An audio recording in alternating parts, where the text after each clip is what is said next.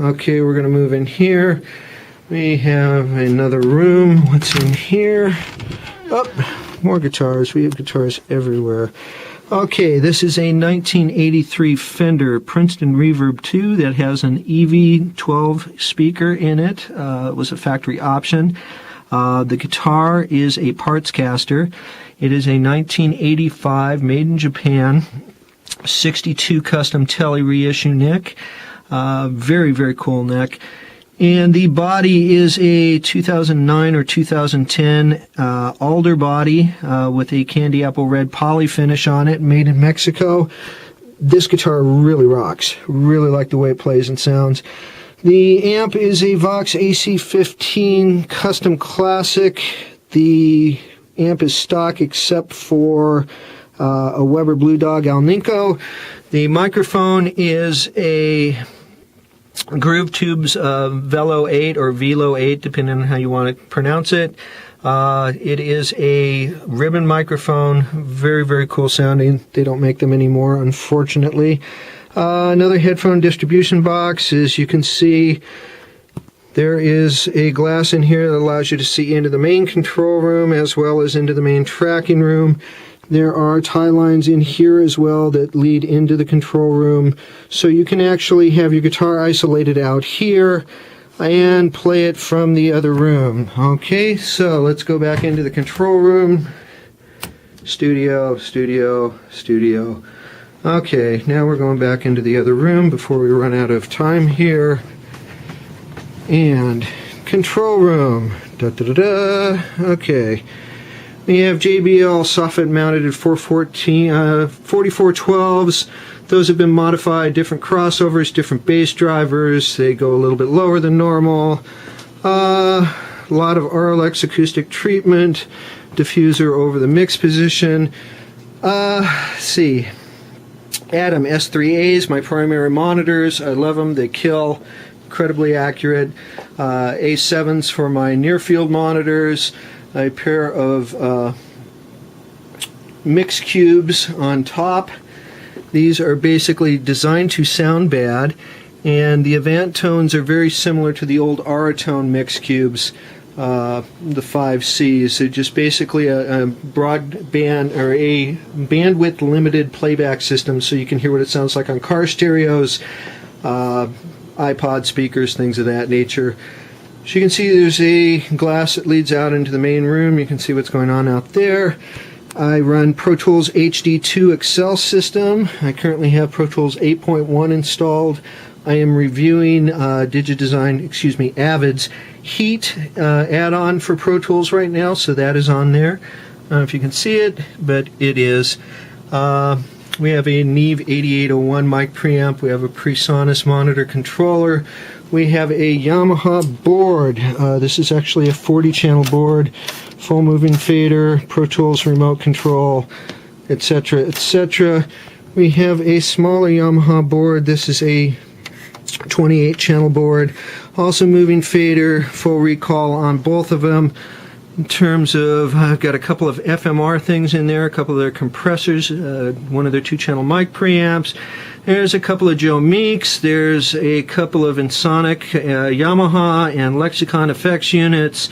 We have a M9. We have a Otari half-track reel-to-reel. Great sounding old deck. In the back underneath there we have some power amps. Let's see. Okay, we have a couple of old Yuri compressors, LA4s. We have an Aphex 2-channel compressor gate, which I love. We have, excuse me, 4 channels of API 312 mic preamp. We have a 2-channel Vintech. We have some EQ. Yeah, lots and lots of stuff. Okay, we have a Moog. It's a Rogue. We have a Oxygenate 2. We have another couple of remote controls from Frontier Design. Great stuff. The Transport and the Alpha Track. We have, like I said, a Pro Tools HD2 system, and there's also an SSL Duende there, which is additional DSP. For the DAW, we have a Yamaha additional interface for more channels of input, more mic preamps, an old ADAT, which I use as a master clock sometimes if I want to vary speed my Pro Tools system. My main DAW computer, I build my own. This one is AMD CPUs. Let's see, this is just a bunch of old MIDI stuff, samplers, MIDI sound playback modules, a old DAT deck, a Sony a Tascam cassette deck. The secondary computer over here, which I use just as a mixdown deck and as a soft synth machine. So there's a bunch of soft synth, Giga Studio, stuff like that on there. Extra monitors for my main DAW. There's the main screen for my DAW, and secondary screens over there. There's various monitor splitters. Over here we have a Kurzweil keyboard. That's my primary keyboard controller. Over here we have another synthesizer, and let's see, we have another synthesizer up here, an old ESQ1, Synth Action keyboard. Up, another guitar. This one I refinished as well. This was a project I did with my buddy Dennis Galuska. He did all the routing for me at the custom shop.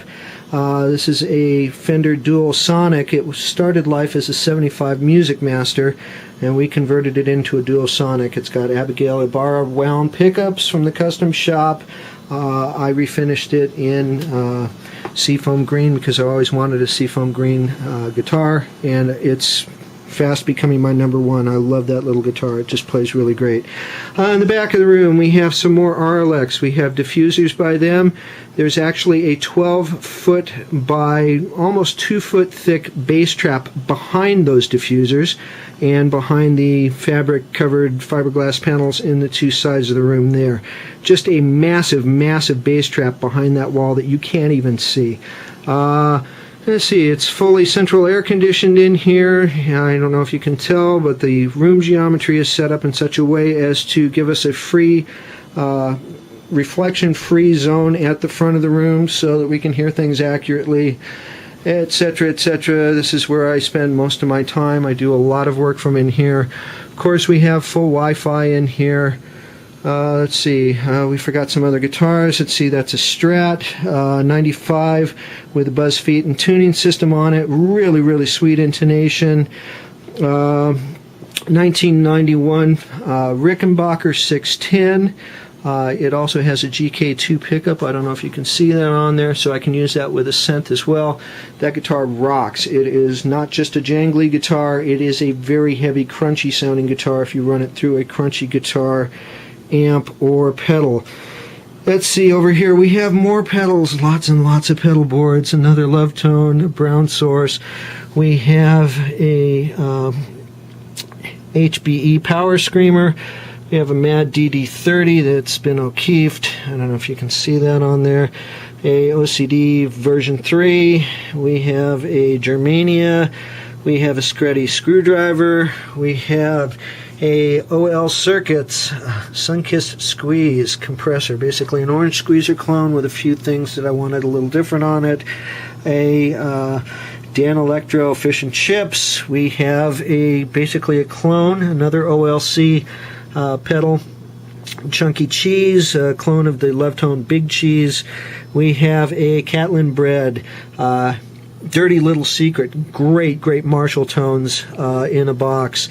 Let's see, we have a Cool Cat Vibe, we have a Toadworks Envelope, we have an SFT, which is just an incredible pedal. If you are a bass player, you owe it to yourself to get one of those pedals. Another wonderful sounding dirt pedal, Monster Piece Mark II Fuzz. EQ, let's see, we have a Prometheus, and that is a wonderful envelope filter. We have another Maleko Fuzz. Let's see, an Attack Sustain from Pigtronics. I think I have pretty much covered everything, and I haven't ran out of space, but this video is almost 19 minutes long, and it's just way too much stuff.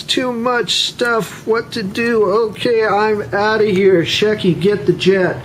Goodbye, Harmony Central. See ya.